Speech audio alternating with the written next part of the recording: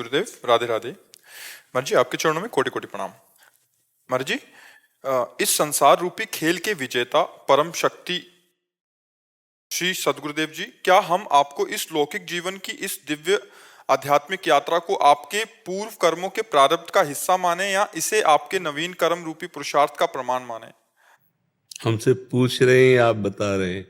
पूछ रहे गुरु जी। हम तो एक शब्द बच्चा कहते हैं, कृपा। कृपा,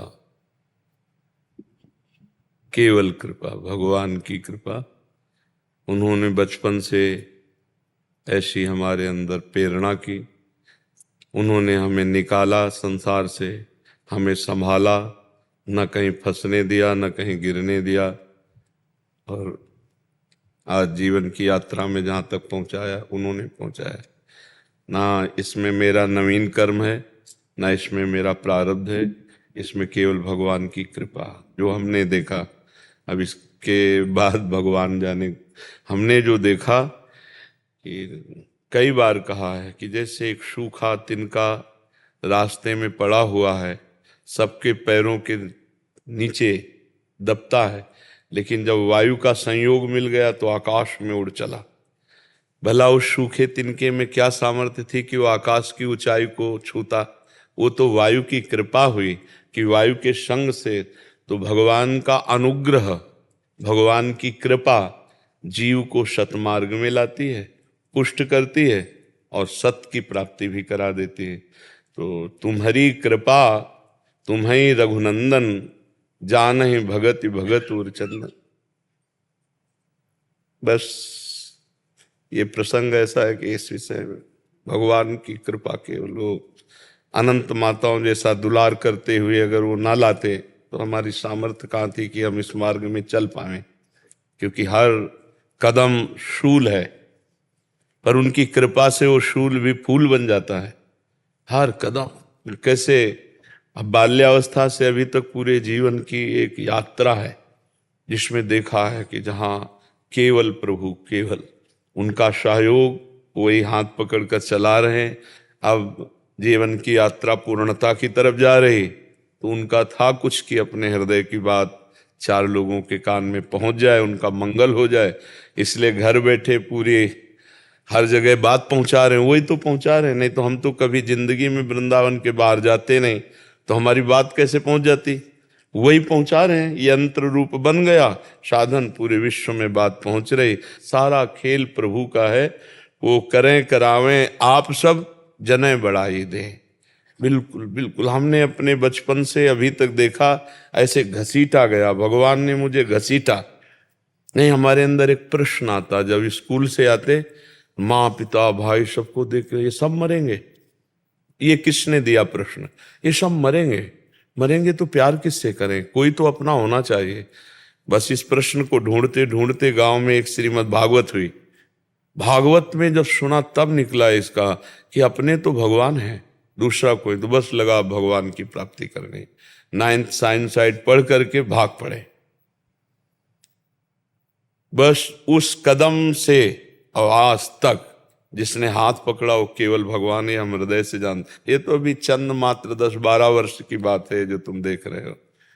वो भी भगवान ये लीला करनी थी उनके, इसलिए ये सब प्रकाशित हो गया। नहीं, हमारी इच्छा नहीं थी, पर अपनी इच्छा थोड़ी होती, भगवान की इच्छा थी कि संसार जाने, तो ये सब प्रकाश होना। ये हमारी इच्छा अंदर की यही थी कि हम ऐसे जीवन करके निकल जाएं कि कोई जाने ही ना कि कोई महात्मा, कोई भक्त, कोई भगवान, ऐसे नहीं।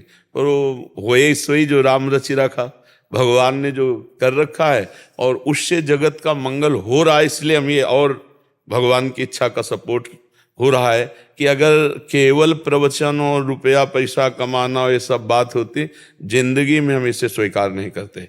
हमारा जीवन केवल एक शब्द है, कृपा। कृपा से जीवन हमारा, ना हम कहीं प्रारब्ध कर्म एक किडनी है, प्रारब्ध कर्म का एक किडनी। माँ के गर्भ से ही इस रोग का सृजन हुआ। पूरे जीवन की तुम्हें बात कहता हूं, वृंदावन की छोड़कर कभी ऐसे भोजन नहीं पाया कि जैसे कोई बना के देता जा रहा हो, हम पा रहे। बचपन से जब से माँ के हाथ से पा के निकले होंगे, दोबारा वहाँ पाया नहीं, दोबारा वहाँ गए नहीं, और कभी किसी की रसोई में बैठ के नहीं पाया।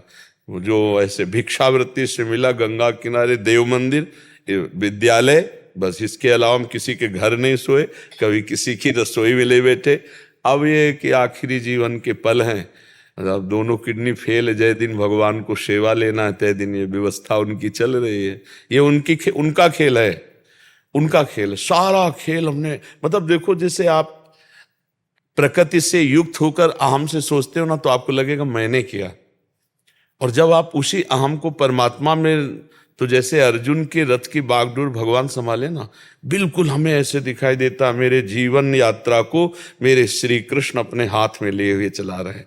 नहीं तो ऐसी स्थिति में ये सब नहीं होता जो हो रहा है ना, ये ऐसी स्थितियों में नहीं होता, ये तो भगवान के बल से। और बहुत आनंद है, हम तुम्हें कैसे बताएं। आनंद इतना है कि उसी आनंद के बल से हम जीवित हैं। आनंद ही आनंद। अगर हमने जीवन भगवान को दिया है तो मृत्यु का ऐसे पाई भर भय नहीं मुझे। पाई मतलब होता ना कि एक रेख तो भय होना चाहिए, एक रेख भय नहीं, चाहे अभी दिल फेल हो जाए, चाहे वह अभी मृत्यु हो जाए, इसका कोई परवाह नहीं, क्योंकि अपना काम जिस लिए हमारा जन्म हुआ था वो हमारा काम हो गया। तो अब जैसे अपना काम हो जाए, घर में आराम से बैठे इंतजार कर रहे, बस बुलावा आवे चल दे।